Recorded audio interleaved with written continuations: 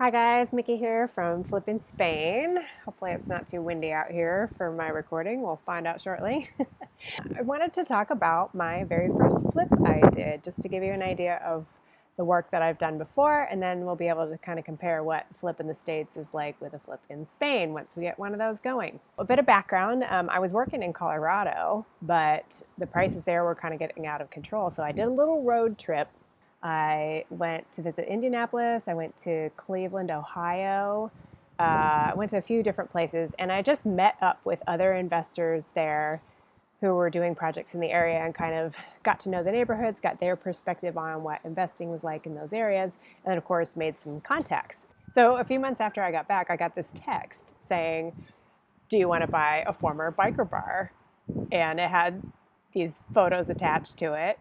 So I'm looking through, and the price of the house was $6,000. Now there were like $3,000 in fees because there were several wholesalers involved. And a wholesaler is someone who finds properties, gets the owners to agree to sell them, and then tacks on a little fee to on sell them to someone else. So saves me a whole lot of work, and you can get some great deals, as you can tell. Let me give you a little idea of where things were. So the house was in Indianapolis. And when I went and visited, I learned about this neighborhood called Fountain Square, which was very up and coming at the time. It's now quite hipster. And it's this area here. And the biker bar was next door to it in the Bates Hendricks neighborhood. So you can see that there's a freeway in between the two, and that can divide neighborhoods and keep them quite different. But somebody was already doing some flips over here on the far edge. So even though the biker bar was way over here, I still felt pretty good about its proximity to everything. Just for fun, let's look at the street view. So we can go all the way back to 2009. Just notice this window here is a full-size window because that will that's going to change.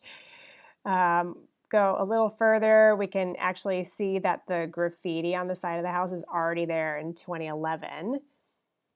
2014, oh, there's our biker gang. They have redone the front window, put in their little, we're assuming it was a little drug sale window. They're obviously making great friends with the neighbors, hanging out on the porch and making noise. And then it jumps all the way to 2019, which is after I painted it and had sold it, and apparently the people that owned it today didn't like the red color. Oh well. So I thought, well, sure, for the $9,000 it's going to cost me, I could probably turn around and sell it for $10,000 tomorrow. So I'm not going to worry about the risk too much. So I asked one question: is the attic height like tall enough to be a viable bedroom, and can we add a half bath up there? And the answer was yes. So I said, okay, I'll take it. So I bought my first flip over text. It was several states away, and I had never seen it. So the next steps were that I flew out to Indiana, and this was after we'd already done the closing and I owned the house, to do a walkthrough. So bear in mind, these videos and photos were not taken with doing social media in mind, so they're outdated and they're a little poor quality, but at least it'll give you an idea of my first impressions. So we walked through. It was crazy. You know, you could, all the black paint. There were doll heads on the ceiling, this little drug window out front. All of this stuff didn't put me off because I love a gut job. Like, it's much easier, in my opinion, to walk into a house and say, I'm going to take everything out and make it all fresh, than to have to say, okay, well, we're going to take the cabinet doors off and paint them and blah, blah, blah, things like that. That's what I like. So it didn't put me off at all. I was excited. We made a plan for the layout, and then I left the team to it. So, and that was, of course, the advantage of networking beforehand, just like I'm trying to do with Spain. You might pay a little more because they're going to take a management fee, but the money that you would save in being able to find workers straight away and being able to navigate little local problems that you might not be aware of is worth a lot. So I'm hoping I'll be able to find those kinds of contacts in Spain as well. Having someone else manage the project, you know, it's a long distance deal. I'm not right there. I don't have eyes on everything. And that did make me a little bit nervous, but I had been to see this guy's other projects, and I had a good sense of who he was and the kind of work that he did and the things I would need to pay attention to. It was necessary because I wasn't about to, I had a business in Denver. I wasn't going to head out to Indianapolis for 5 or 6 months. It did cause some issues. There were just some wonky things at the end, like the floor, the new flooring got laid without them leveling things out. It was an old house, so it was quite slanty, and it was really noticeable. And there was no pad. They also, all the heat registers were in the ground, and we did get a new furnace, but there had been an old one before, and all of the little openings were all random sizes. And instead of cutting the flooring to a standard modern register size like this, they just cut them the same as they were before, and that was sort of people like just doing the labor, not really thinking about the end project. My computer's getting blown around. That just made life difficult. But when I did go out there towards the end, it became my fun project. So I went to the salvage yard, which was super cool. And I had taken all the measurements of all the different openings, and I found all these old cast iron grates that were the right size. So I took them back to the house, I sanded them down, I spray painted them all a nice glossy gray, and that was my project and my little stamp on the house. So it was kind of fun in the end. So let's walk through the project and see what's happening now. Work is underway. Things have been gutted. We have bedroom walls. This is our front office bedroom area. Got some nice big closets that go through on each side. Kitchen is wide open. Ready for cabinets. We're going to do an island right there. And if we go down the hall, bathroom is gutted and ready to go. Down in the basement, electrician's here. Apparently we had some knob and tube wiring, so that's all going. You can see the new PEX lines have been run. I'm gonna get a new furnace and a new hot water heater. That thing looks pretty crappy. And then about a week after that, we've got drywall all up. The black paint is mostly gone. You can see the kitchen prepped with the electrics in, and then the half bath is in. And then this is upstairs. You come up the stairs there in the middle. Behind you is the bedroom, and there's actually a little entryway as well. So we added a closet to that. And then this in front of you is going to be a little half bath with a nice big window in it. So now we have, instead of a 2-bed, well, they'd ripped out the walls downstairs, so there was like no beds.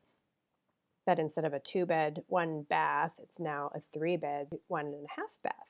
And of course the yard just took down all the chain link, stripped back all the weeds and everything, and rebuilt the steps, made it look all nice and safe.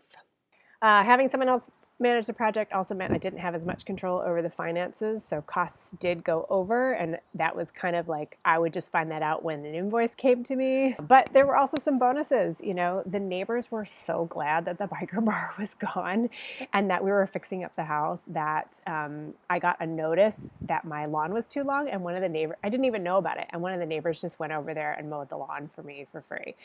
It took about 5 months for most of the work to get done, and then I flew out there.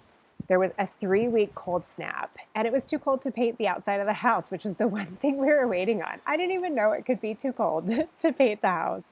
And so we didn't finish before I left Indy, but everything was in place and we were ready to market it. I hired a neighborhood realtor, and we got it under the contract within 2 weeks, which was amazing. But that's kind of like what I like to do is the neighborhood was pretty rough. You could buy things for less, but they were in such bad shape. So my idea was it's the nicest house in the neighborhood, but it's also the most reasonably priced for what you get.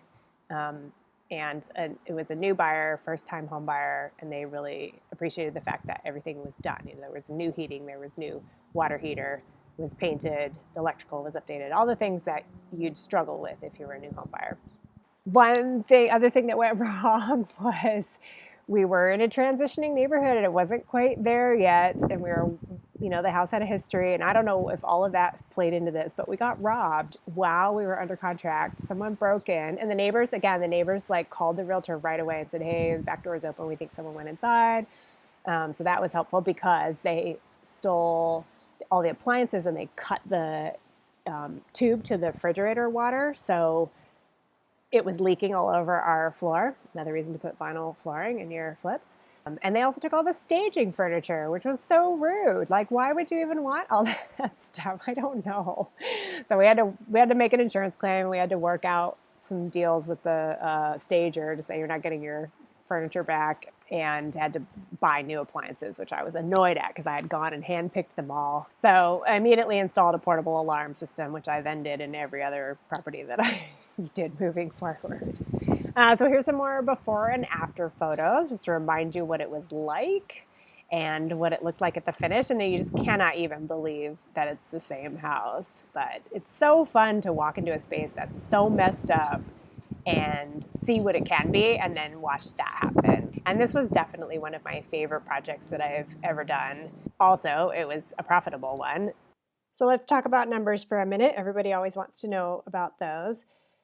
As I said, the house itself was only $6,000. So tacked on a few fees for the different people that were involved and the closing costs, and you come just under $11,000 for the entire purchase price. We ended up selling the house for $127,000. This is the money that myself and my partner put in. And then after commissions and closing costs, we made a profit of $25,412.03. Pretty good. So this is one of my favorite projects I've ever done, and it turned out so well, and I'm quite proud of it. And I look forward to doing some more. See you in the next video.